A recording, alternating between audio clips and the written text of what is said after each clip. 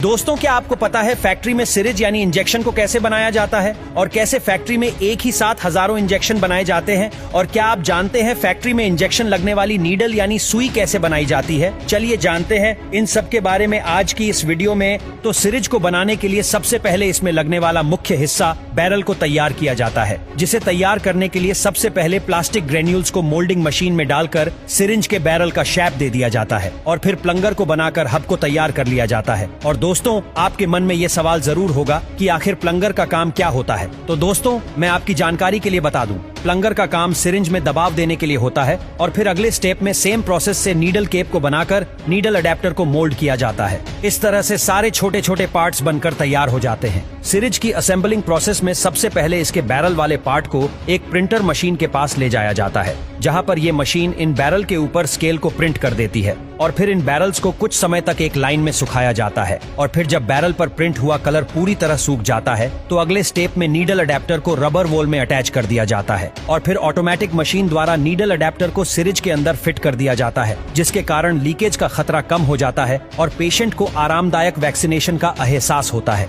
अब बारी आती है प्लंगर में रबर पिस्टन को लगाने की। ये भी ऑटोमेटिक मशीन के द्वारा किया जाता है और दोस्तों, ये मशीन ऑटोमेटिक होने के कारण 1 सेकंड में 5 पिस्टन लगा देती है और इन बनी हुई प्लंगर को बैरल के अंदर डाल दिया जाता है। अब चलिए देखते हैं कि आखिर सिरिंज नीडल को फैक्ट्री में कैसे बनाया जाता है। तो इसे बनाने के लिए सबसे पहले नीडल शाफ्ट को बनाया जाता है, जिसे बनाने के लिए पतले और लंबे स्टील के पाइप को एक कटिंग मशीन के द्वारा कटिंग किया जाता है। यह भी एक स्टील के पाइप छोटे छोटे पीस में हो जाते हैं, तो इन्हें इकट्ठा कर दूसरे मशीन में डाला जाता है। जी हाँ, ये मशीन इन सारे शाफ्ट को एक पतली लेयर में अरेंज कर देती है और फिर इन अरेंज हुए शाफ्ट को 10 इंच पर मेजर करके कटिंग कर लिया जाता है और फिर इन्हें नुकीला बनाने के लिए दूसरे मशीन में डालकर उन शाफ्ट के ऊपर एंटीसेप्टिक लिक्विड डाला जाता है। इस प्रोसेस को करने का एक मुख्य कारण ये होता है कि यदि ये शाफ्ट किसी की बॉडी में चुभे तो उसे इन्फेक्शन ना फैले। इस तरह से शाफ्ट पूरी तरह बनकर तैयार हो जाता है। अब बारी आती है शाफ्ट और हब को अटैच करने की, जिसे अटैच करके एक दर्दनाक और शानदार नीडल को तैयार कर लिया जाता है